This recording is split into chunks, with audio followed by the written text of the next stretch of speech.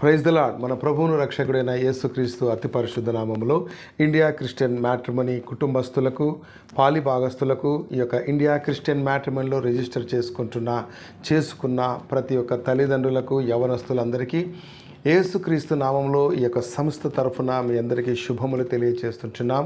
దేవుడు మిమ్ములను, మీ కుటుంబాలను ఆశీర్వదించాలని మా యొక్క ప్రార్థన ఉంటున్నది. అయితే మీ యొక్క పిల్లల వివాహ విషయంలో మీరు శ్రమ పడుతున్న విషయము మా అందరికీ తెలిసిన విషయమే. కాబట్టి ఈ యొక్క విషయంలో మీరు మరికొన్ని మెలకువలను పాటించినట్లయితే మనము మన బిడ్డల జీవితాలలో చక్కటి రిజల్ట్స్ను చూడగలమని ఒక దేవుని సేవకునిగా మీకు నేను తెలియజేస్తుంటున్నాను. ఎందు నిమిత్తం అంటే దేవుడు ఈ యొక్క వివాహ వ్యవస్థను ఎంతగానో ఆశీర్వదించాడు.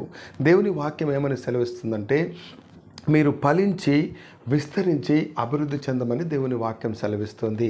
ఒక వ్యక్తి తన జీవితంలో ఫలించటానికి, విస్తరించటానికి వివాహ వ్యవస్థ అనేది చాలా అవసరమైనది. అందును బట్టే దేవుడు ఆది దంపతులైన ఆదాము హవ్వలకు ఈ వాగ్దానమును ఇచ్చాడు.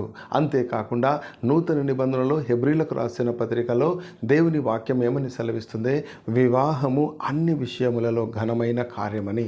దేవుడు ఈ వివాహ వ్యవస్థను అంతగా ఆశీర్వదించి అంతగా ఘనపరిచాడు. కాబట్టి తన పిల్లలైన వారందరినీ ఆయన ఆశీర్వదించాలని, వారు ఫలించాలని, విస్తరించాలని, భూమిని లోపరుచుకోవాలని దేవుడే తన స్వరూపములో చేసిన మానవునికి ఇచ్చిన ఆశీర్వాదమై ఉంటున్నది.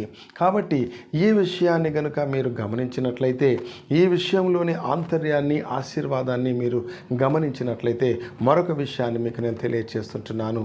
అబ్రహాము తన కుమారుడైన ఇస్సాకు నిమిత్తము ఆ యొక్క ఎలియాజరును పంపినప్పుడు ఎలియాజరు కూడా ఒక పద్ధతిగా, ఒక ప్రణాళికతో రిబ్కాను తీసుకొని రావడం జరిగింది. మీరు కావాలంటే ఈ యొక్క లేఖనాన్ని కనుక ఆది కాండంలో మీరు చదివితే ఆయన ప్రార్థనా పూర్వకంగా ముందుకు వెళ్ళటం మనం చూస్తాము. ఆయన తన జీవితంలో ఒక నిబద్ధతతో తన యజమానుని కుమారునికి మరి ఆ సాటి అయిన సహకారాన్ని తీసుకురావడానికి ఏమాత్రము కూడా తడవు చేయకుండా తన పనులన్నిటినీ స్టెప్ బై స్టెప్గా వెళ్ళినట్లు మనం చూస్తాం.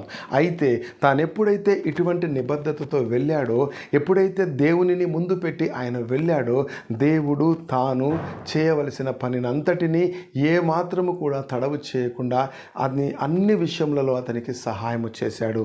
అందును బట్టి ఎలియాజరు వెళ్ళిన పనిలో ఎటువంటి జాప్యము, లోపము లేకుండా రిబ్కా ఆ యొక్క ఇస్సాకును వివాహము చేసుకోవటానికి ఎలియాజరు వెంట రావడము మనము చూస్తాము.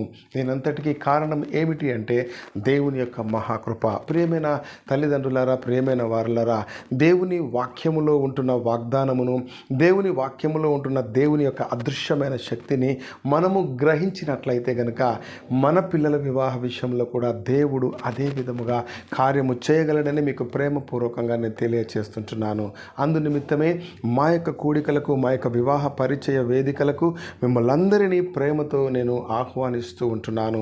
ఎందుకంటే ఈ విధమైన కూడికలకు, ఈ విధమైన వివాహ వేదికలకు మీరు ఎప్పుడైతే కలుసుకొని మమ్మల్ని సంప్రదించి మెలకువలను తీసుకుంటారో మరింత వేగముగా దేవుడు తన కార్యాన్ని సఫలము చేస్తాడు. ప్రతి శనివారం ఉదయం 10 గంటల నుండి సాయంకాలం 5 గంటల వరకు కూడా ఆ యొక్క వివాహ పరిచయ వేదికలు నిర్వహిస్తుంటున్నాం.